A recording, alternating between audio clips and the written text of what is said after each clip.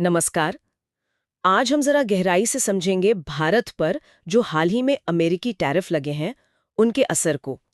मतलब चुनौतियां तो साफ दिख रही हैं, पर क्या इनके बीच कुछ नए मौके भी बन रहे हैं? हमारे पास कई न्यूज़ रिपोर्ट्स हैं, कुछ रिसर्च पेपर्स हैं, एक्सपर्ट एनालिसिस भी हैं।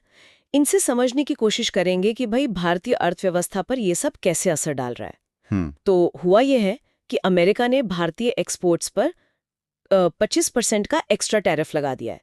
तो कुल मिलाकर अब ये 50% हो गया है और ये अगले 3 हफ्तों में लागू भी हो जाएगा। जी 50%, ये तो बहुत बड़ा आंकड़ा है। हाँ, एकदम। ये तो एक बड़ा झटका है, खासकर कुछ खास सेक्टर्स के लिए तो है ही। बिल्कुल। तो पहली चुनौती तो यही नए टैरिफ्स हैं। कौन-कौन से सेक्टर्स ज्यादा प्रभावित होंगे? देखिए, इसमें कपड़ा है, गारमेंट्स हैं, स्टील, ऑटो पार्ट्स, फार्मा, ये सब सीधे निशाने पर हैं। और जो सबसे ज्यादा मार पड़ने की आशंका है वो है छोटे और मझोले कारोबारों पर, मतलब MSMEs पर। हाँ, वो तो हमेशा ज्यादा वल्नरेबल होते हैं। जी, सोचिए गारमेंट्स वाले, हैंडीक्राफ्ट्स, जेम्स एंड ज्वेलरी, कालीन बनाने वाले छोटे व्यापारी।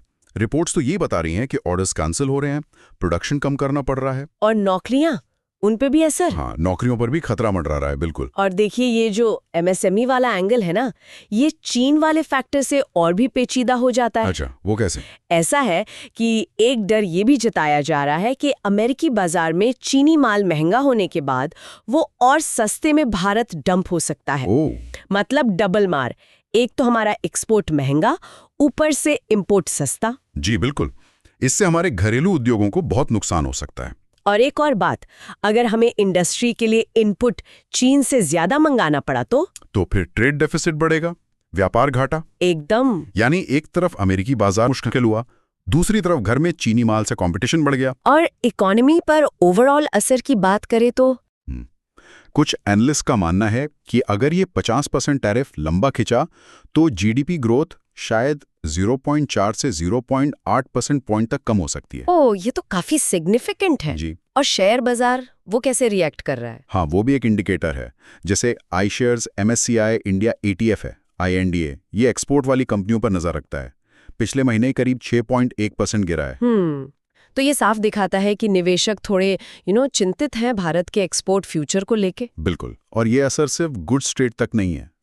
मतलब ये कि अगर इस टेंशन से दुनिया भर में मंदी गहराती है, जैसा कि कुछ स्रोत इशारा कर रहे हैं, तो भारत का जो मजबूत सर्विस सेक्टर है, IT एक्सपोर्ट्स, हाँ, खासकर IT एक्सपोर्ट्स, उस पर भी आंच आ सकती है। और डिप्लोमेटिक लेवल पर, रिश्तों पर भी असर हुआ है। तनाव तो बड़ा है, भारत अमेरिका रिश्तों में खिंचाव आया है, ये रिपोर्ट्स बता रही हैं। इससे जो संभावित ट्रेड डील्स थी उन पे असर पड़ा है। हाँ, ये तो सुना है। और कुछ लोग तो इकोनॉमी को ICU में बता रहे हैं। जी, ये टर्म इस्तेमाल हुआ है। कुछ आलोचक कह रहे हैं कि अर्थव्यवस्था बेहद नाजुक हालत में है, जैसे कोई मरीज ICU में हो। बाप रे, तो ये तो हुई चुनौतियां, काफी गंभीर है। हाँ, हैं तो। लेकिन कहते हैं ना, हर मुश्किल कुछ मौके भी लाती है। क्या यहाँ भी ऐसा कुछ दिख रहा है? हाँ बिल्कुल। एक बड़ा अवसर जो नजर आ रहा है वो है सप्लाई चेन का रीस्ट्रक्चर होना। वो China+1 स्ट्रैटेजी? जी वही। दुनिया भर की कंपनियां अब सिर्फ चीन पर डिपेंडेंट नहीं रहना चाहती, वो प्रोडक्शन के लिए दूसरे ठिकाने ढूंढ रही हैं। और भारत, हम कहाँ फिट होते हैं इसमें? भारत यहाँ एक मजबूत दावेदार है, खासकर IT services, pharma, auto parts जैसे एरिया में। हम अपना मैन्युफैक्चरिंग और एक्सपोर्ट शेयर बढ़ा सकते हैं। कई रिपोर्ट्स यही कह रही हैं। कोई उदाहरण है इसका? हाँ, एप्पल वाला उदाहरण देखिए। वो अब अपने ग्लोबल आईफोन्स का करीब 14% भारत में बना रहे हैं। 14%? और ये बढ़ने की उम्मीद है? जी हाँ, उम्मीद तो यही है कि ये नंबर और बढ़ेगा। ये दिखाता है कि भारत में पोटेंशियल है ग्लोबल मैन्युफैक्चरिंग हब बनने का। और सरकार की आत्मनिर्भर भारत जैसी पॉलिसीज, वो भी इसी में मदद करेंगी? हाँ, वो कोशिशें भी इसी दिशा में हैं कि लोकल प्रोडक्शन को बूस्ट मिले। अच्छा, तो ये China+1 एक बड़ा मौका है। और कोई अवसर? दूसरा मौका है नए एक्सपोर्ट बाजारों का खुलना और लागत का कम होना। वो कैसे? देखिए, जैसे जैसे चीन अमेरिकी सामान के विकल्प ढूंढेगा, भारत के लिए मौके बनेंगे चीन को सामान बेचने के। जैसे क्या बेच सकते हम? मक्का, सोयाबीन, कुछ केमिकल्स, ऐसी चीजें। रिपोर्ट्स हैं कि चीन कुछ एग्री प्रोडक्ट्स पर इंपोर्ट के नियम भी ढीले कर रहा है, जैसे सरसों की खल, गैर बासमती चावल। अच्छा, और एक और इंटरेस्टिंग बात बताइए। ये अमेरिका चीन ट्रेड टेंशन के चक्कर में ग्लोबल तेल की कीमतें थोड़ी नरम हुई हैं। हाँ, ये तो है। तो इससे भारत का इंपोर्ट बिल कम हो सकता है, मैन्युफैक्चरर्स के लिए राहत की बात है, और करंट अकाउंट बैलेंस के लिए भी अच्छा है। सही बात है, तेल सस्ता होने का फायदा मिल सकता है। और कोई बड़ा अवसर? एक तीसरा और शायद सबसे महत्वपूर्ण अवसर है पॉलिसी रिफॉर्म्स के लिए एक नया पुश मिलना। मतलब जैसे 1991 में हुआ था, वैसा कुछ? हाँ, कुछ एनालिस्ट्स ये सवाल उठा रहे हैं कि क्या ये बाहरी दबाव भारत को बड़े आर्थिक सुधारों की तरफ धकेल सकता है। जैसे अमेरिका से बातचीत चल रही है, EU और UK के साथ भी ट्रेड डील की कोशिशें तेज हुई हैं। ये सब शायद इशारा कर रहा है कि ट्रेड को और खोलने, फॉरेन इन्वेस्टमेंट लाने, नियमों को आसान करने पर फिर से जोर दिया जा सकता है। और बिजनेस कम्युनिटी का क्या मूड है? उनमें एक तरह का पॉजिटिव सेंटिमेंट दिख रहा है, एक भरोसा कि भारत ये मुश्किल झेल लेगा और चीन के एक अच्छे विकल्प के तौर पर उभरेगा।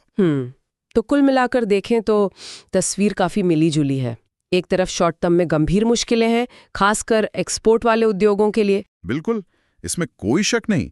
लेकिन दूसरी तरफ ये एक अहम मोड़ भी है, एक टर्निंग पॉइंट कह सकते हैं।